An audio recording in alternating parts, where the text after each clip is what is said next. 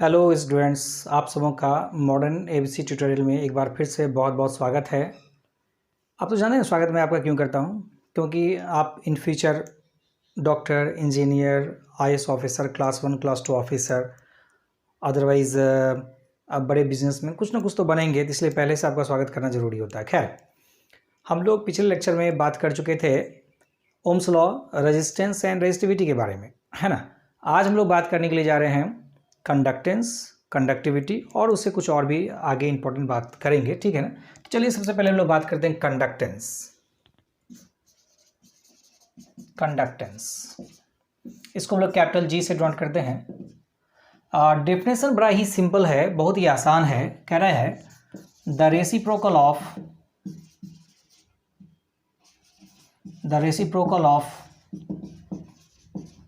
resistance of a conductor is called its conductance. Simple, reciprocal मतलब उल्टा, ठीक है ना। That is G equals to कह देंगे 1/r। वेरी सिंपल, बहुत आसान है ये, ठीक है ना। ऐसा यूनिट तो चुटकियों में आप बता देंगे, ठीक है ना। ऐसा यूनिट क्या होगा, जल्दी से बोल दीजिए। 1/ओम, अदरवाइज इसको पर ओम बोलेंगे, है ना। या इसको हम लोग बोलते हैं महो, MHO, महो। या इसको लोग बोलते हैं साइमन। क्या बोलते हैं? साइमन, और कैपिटल एस से नोट करेंगे, हाँ, स्मॉल एस से नहीं, क्योंकि स्मॉल एस तो सेकेंड को डिनोट करता है। तो ये हो गया हम लोग का SI यूनिट कंडक्टेंस का, ठीक है ना। और अगर आप डायमेंशनल फार्मूला के बारे में बात करें तो डायमेंशनल फार्मूला क्या होगा, तो रेजिस्टेंस का डायमेंशन नहीं याद है तो फिर निकालेंगे, ठीक है ना। मुझे याद है तो मैं लिख दे रहा हूँ। तो रेजिस्टेंस का क्या होता है, तो यहाँ रेजिस्टेंस का लिख दीजिए ML² T-3 A-2। तो ये हो जाएगा M-1 L-2 T³ A², ठीक है ना। तो ये हम लोग का डायमेंशनल फार्मूला हो जाएगा, ठीक है। तो कोई खास बात नहीं है। अब चलिए हम लोग बात करेंगे इलेक्ट्रिकल कंडक्टिविटी, या इसको हम लोग स्पेसिफिक कंडक्टेंस भी बोलेंगे। स्पेसिफिक कंडक्टेंस भी बोलते हैं, और इसको हम लोग डिनोट करते हैं सिग्मा से, ठीक है। बिल्कुल इसी तरीके से the reciprocal of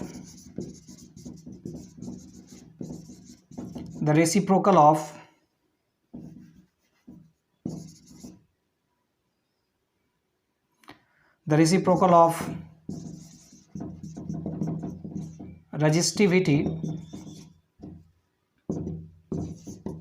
of a conductor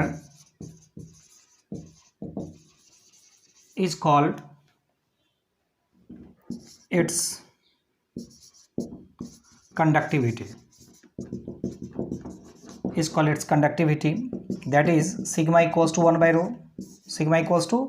1/rho. ऐसा यूनिट तो आप बोल ही देंगे, कोई प्रॉब्लम नहीं है। ऐसा यूनिट बोल दीजिए जल्दी से। क्या हो जाएगा ऐसा यूनिट, देखिए ना। तो हम लोग क्या देख रहे हैं, 1/रो। रो का क्या होता है, तो 1/ओम मीटर होता है रो का। तो ये हो जाएगा पर ओम पर मीटर, या इसको हम लोग बोलेंगे महो पर मीटर, ठीक है। या आप इसको कहेंगे साइमन पर मीटर, है ना। और डायमेंशनल फार्मूला के बारे में अगर हम लोग बात करें तो फिर से वही बात, ऊपर में तो आपको दिख ही रहा है। तो आप क्या करेंगे, 1/M-1 रेजिस्टिविटी का ना।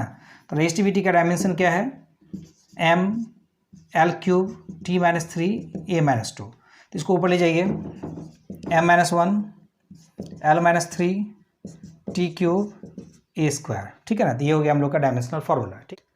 तो ये जो देख रहे हैं कंडक्टेंस और कंडक्टिविटी, इसमें इतना ही है, कुछ खास बात नहीं है। अब हम लोग बात करने जा रहे हैं deduction of Ohm's law from first principle, ठीक है ना। हम लोग जो बात करने जा रहे हैं वो बड़ा ही इंपॉर्टेंट है न्यूमेरिकल पॉइंट ऑफ व्यू से, है ना। न्यूमेरिकल पॉइंट ऑफ व्यू से बहुत इंपॉर्टेंट है, ध्यान से देखिएगा। तो हम लोग बात कर रहे हैं deduction of Ohm's law from first principle. First principle से हम लोग ओम्स लॉ डिडक्ट करेंगे। फर्स्ट प्रिंसिपल है क्या, तो जो इलेक्ट्रिक करंट और ड्रिफ्ट वेलोसिटी के बीच जो रिलेशन है उसको हम लोग फर्स्ट प्रिंसिपल कर रहे हैं, वहाँ से ओम्स लॉ डायरेक्ट करेंगे। जस्ट देखिए, हम लोग जानते हैं since I equals to N A e v d, ये तो हम लोग पढ़ चुके हैं ऑलरेडी, इसका रिलेशन तो हम लोग जान रहे हैं, ठीक है। Here v d equals to e capital E tau by m, ये भी हम लोग पढ़ चुके हैं। इस वैल्यू को आप यहाँ पुट कर दीजिए, तो देयरफॉर आई इक्वल्स टू क्या हो गया, एन ए ई, और वी डी के प्लेस पर रखेंगे ई टॉ बाय एम, ठीक है ना। आप कह सकते हैं I equals to N A E square tau by M, और ई के प्लेस पर वी बाय एल लिख सकते हैं, सिंस ई इक्वल्स टू हम लोग पढ़े थे वी बाय एल, याद होगा, ठीक है। जब हम लोग ये डेरिवेशन करें तो वहाँ पर हम लोग लिखे भी थे, ठीक है। नहीं तो आप पिछले वीडियो में जाकर के देखेंगे, फर्स्ट वीडियो में करंट इलेक्ट्रिसिटी का, वहाँ आपको दिख जाएगा, ठीक है। तो इस तरह से हम लोग कर सकते हैं, इसमें कोई प्रॉब्लम नहीं है। ए को नीचे ले आइए, और तो ऐसा करते हैं वी बाय आई कर लेते हैं, वी बाय आई, तब क्या हो जाएगा, आई को नीचे लाए तो इसको ऊपर ले जाएंगे तो M L by N A E square tau बच जाएगा, है ना। क्या हम लोग वी बाय आई को आर लिख सकते हैं, बिल्कुल, ठीक है। ये equals to constant equals to R कर दिए, रेजिस्टेंस ऑफ द कंडक्टर, ठीक है। और यही तो हो गया देयरफॉर वी वेरिजेस आई, क्योंकि ये तो कांस्टेंट हो गया, तो वी वेरिजेस क्या हो गया, आई। इसी को तो हम लोग कहते हैं ओम्स लॉ, क्या बोलते हैं इसको, ओम्स लॉ, ठीक है। यहाँ पर एक चीज़ आपको निकल करके क्या आया, देयरफॉर आर का वैल्यू आपको क्या पता चल गया, M L by N A E square tau, यही ना। और एक चीज़ आप जानते हैं, since rho equals to R equals to rho L by A, ठीक है। तो जब दोनों को आप कंपेयर करेंगे तो कंपेयर करने से क्या पता चल रहा है, ठीक है। इसको आप कंपेयर करिए तो इसको 1 कह देते हैं, इसको 2 कह देते हैं। Comparing equation 1 and 2, comparing equation 1 and 2 जरा कंपेयर करके देखिए, लेफ्ट साइड इक्वल है तो राइट साइड इक्वल होगा। यहाँ L बाय ए को निकाल लीजिए तो बच जाता है कितना, rho equals to M by N A E square. L by A को निकालेंगे, सॉरी स्क्वायर नहीं, L बाय ए को निकालेंगे, यस, तो m बाय एन ए नहीं, एन ई स्क्वायर टॉ, एन ई स्क्वायर टॉ, ये हो गया। तो ये हम लोग का हो गया रेजिस्टिविटी। तो रेजिस्टिविटी का एक फॉर्मूला निकल करके आपके सामने आ गया, ठीक है ना, और बड़ा आसानी से हम लोग देख सकते हैं इसको, ठीक है ना। ये सब इंपॉर्टेंट फार्मूला है, इसको ध्यान में रखेंगे आप, ठीक है। न्यूमेरिकल कहीं से भी आ सकता है, खास करके कॉम्पिटिटिव एग्जाम्स में कहीं से भी आ जाते हैं। अब एक और टॉपिक हम लोग न्यूमेरिकल पॉइंट ऑफ व्यू से देख लेते हैं, relation between v d E and J, current density के साथ हम लोग रिलेशन देख रहे हैं इसका, ठीक है। ये भी बड़ा आसान है, कैसे, तो देखिए हम लोग जानते हैं since I equals to N A e v d, और वी डी इक्वल्स टू जानते हैं e tau by m, tau time of relaxation है, सब पढ़ा चुके हैं, यहाँ रख दीजिए। Therefore I equals to N A e, और वी डी के प्लस पर ई टॉ बाय एम कर रहे हैं, तो I equals to N A E square e tau by m हो गया, इसमें तो कोई प्रॉब्लम नहीं है। जरा सा हम लोग ए को नीचे लाते हैं तो आई बाय ए हो गया इधर, और यहाँ एन, अब थोड़ा सा हम लोग रुक जाते हैं, क्या देख रहे हैं, rho equals to M by n E square tau, तो एम तो नीचे है, एन ई स्क्वायर टॉ तो ऊपर है, तो क्या इसको हम लोग लिख सकते हैं, N E square tau by M है, तो क्या इसको हम लोग 1 बाय रो लिख सकते हैं, और यहाँ बच गया क्या, इंटू क्या ई, और आई बाय ए को आप जे कहेंगे, जे इक्वल्स टू क्या हो गया, ई बाय रो, एक ये फॉर्मूला आ गया, है ना। और एक और चीज़ जानते हैं, since sigma equals to 1 by rho, therefore J equals to sigma E, एक और इन फॉर्मूला आ गया।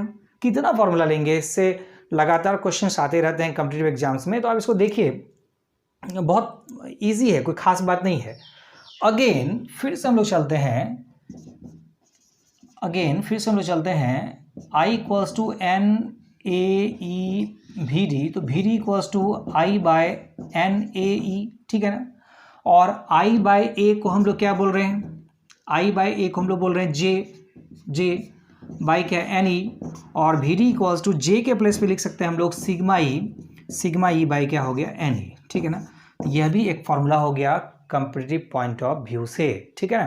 तो ये सब आप नॉलेज में रखिए, है ना।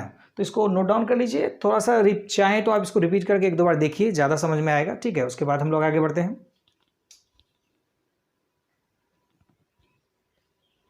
हो गया, लिख लिया आप। तो चलिए हम लोग कुछ क्वेश्चन कर लेते हैं। क्वेश्चन मैंने पहले से लिख के रखा है, देखिए। कह रहा find the resistance of a conductor in which 1 milli ampere current passes. 1 millimetre, I दिया हुआ है आपको 1 मिली एम्पियर, ठीक है ना। ये तो नाइंसाफ़ी है भाई, इसमें तो मिली एम्पियर दे दिया है, इसमें तो मिली से पूछिए ना उसका वैल्यू क्या होता है, तो 10⁻³ एम्पियर कर देंगे। Which potential difference across the ends of the conductor is 1 volt, और पोटेंशियल डिफरेंस दिया हुआ है कितना, भी दिया हुआ है 1 वोल्ट, है ना। तो निकालने के लिए क्या कह रहा है, रेजिस्टेंस, ठीक है। तो आर इक्वल्स टू क्या जानते हैं, V upon I. V by को हम लोग आर बोलते हैं। V का वैल्यू कितना 1 और I का 1 इंटू 10⁻³ इसको ऊपर ले जाए तो 10⁻³ हो गया, इतना हो जाएगा ओम, ठीक है ना। यानी हम लोग इसको 1 किलो ओम लिख सकते हैं, कोई प्रॉब्लम नहीं है, इतना आंसर हो गया, है ना। दूसरा क्वेश्चन भी चलते हैं। दूसरा क्वेश्चन क्या जा रहा है, देखिए। कह रहा find the resistance of a hollow cylindrical conductor of length 1 metre with outer and inner dia 4 millimetre and 1 millimetre respectively, ठीक है ना। और the resistivity of the material दिया हुआ इज 2 इंटू 10⁸ ओम मीटर, है ना। क्या क्या मालूम है सॉल्यूशन में, तो आपको मालूम है ना हम लोग कैसे बनाते हैं न्यूमेरिकल। सबसे पहले जो गिवन है उसको हम लोग लिखते हैं। क्या क्या मालूम है आपको, सबसे पहले मालूम है लेंथ हो गया 1 metre with outer and inner radius दिया हुआ है, तो R1 दिया हुआ है आपको 1 मिलीमीटर और R2 दिया हुआ है 4 मिलीमीटर, ठीक है ना, रेस्पेक्टिवली। और रेजिस्टिविटी आपको दिया हुआ है, रेजिस्टिविटी ऑफ मटेरियल रो दिया हुआ है 2 इंटू 10⁻⁸ ओम मीटर, है ना। क्या करें हम लोग, क्या निकालना है, रेजिस्टेंस निकालना है। तो रेजिस्टेंस इक्वल्स टू फॉर्मूला क्या होता है, रो एल बाई ए। तो रो तो मालूम है, एल भी मालूम है, लेकिन एरिया नहीं मालूम है। तो रो एल और एरिया को हम लोग पाई आर स्क्वायर लिखते हैं। यहाँ तो 2 रेडियस दिया हुआ ना, इनर एंड आउटर। तो हॉलो है, तो जो हॉलो पार्ट है वहाँ पर तो कोई मटेरियल है नहीं, वहाँ से कोई करंट गुजरेगा नहीं। तो यहाँ पर हम लोग रेडियस ले लेंगे R2, पाई आर स्क्वायर होता है तो R2 स्क्वायर माइनस R1 का स्क्वायर, ठीक है। वैल्यू पुट करते हैं, तो रो का वैल्यू हो गया कितना है 2 इंटू 10⁻⁸ पाई का वैल्यू 3.14, R2 हो जाएगा 4 इंटू 10⁻³ मिली है का स्क्वायर करेंगे, -1 इंटू 10⁻³, ठीक है, का स्क्वायर, है ना। जरा सॉल्व कर लेते हैं इसको।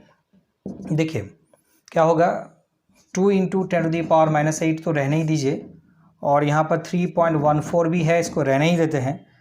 10⁻⁻6 दोनों में है तो 10⁻⁻6 कॉमन लेके बाहर निकाल लेते हैं, ठीक है।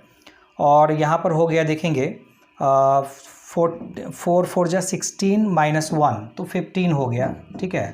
तो जल्दी से इसको जरा सॉल्व कर लेते हैं जल्दी से। कितना हो जा रहा है, तो ये हो जाएगा 2/3.14 इंटू 15 तो 47.1 इंटू 10⁻। अब देखिए -6 ऊपर जगह +6 तो -2 ही ना बचा, ठीक है।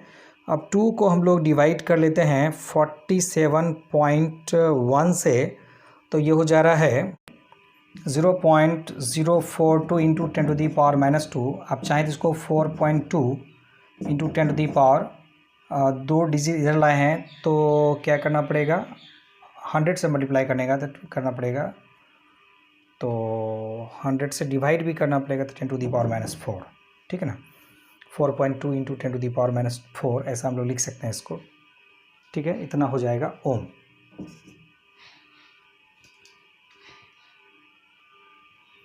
जल्दी से नेक्स्ट क्वेश्चन देख लेते हैं।